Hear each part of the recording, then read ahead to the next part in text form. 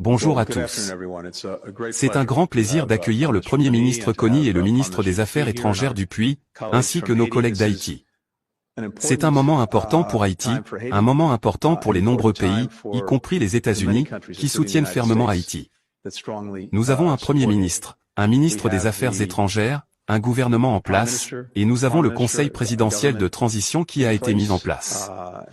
Et nous avons maintenant le déploiement de la mission multinationale de soutien à la sécurité pour aider la police nationale haïtienne à reprendre le contrôle total des parties critiques de Port-au-Prince et du pays, tout cela pour s'assurer qu'Haïti puisse reprendre le chemin d'élections libres et équitables et pour s'assurer que, à mesure que nous avançons, le soutien de la communauté internationale à Haïti puisse se poursuivre de la manière la plus solide possible.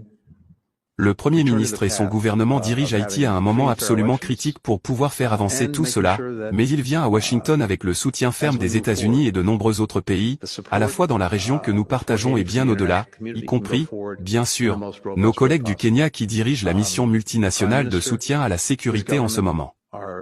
J'ai donc hâte d'entendre le Premier ministre et son équipe nous parler des mesures à prendre alors qu'Haïti s'apprête à tenir des élections et que nous nous assurons que l'environnement en Haïti est tout à fait propice à ces élections, et aussi que le soutien, l'assistance et le travail de développement peuvent se poursuivre d'une manière qui profite clairement au peuple haïtien. Alors que nous sommes assis ici aujourd'hui, nous suivons également, bien sûr, l'ouragan Beryl, et les États-Unis se tiennent prêts à aider tous nos amis et partenaires qui ont besoin d'assistance au cas où l'ouragan ferait des dégâts. Mais c'est quelque chose que nous suivons de très près. Monsieur le Premier ministre, soyez le bienvenu. C'est un plaisir de vous recevoir ici aujourd'hui. Merci beaucoup, Monsieur le Secrétaire. Je pense que vous avez très bien formulé les choses. Nous ne sous-estimons pas les défis qui nous attendent, mais nous sommes extrêmement reconnaissants du soutien et de la solidarité du peuple américain. Et nous aimerions que vous transmettiez notre gratitude au président Biden, qui a été, bien sûr, un fervent défenseur d'Haïti.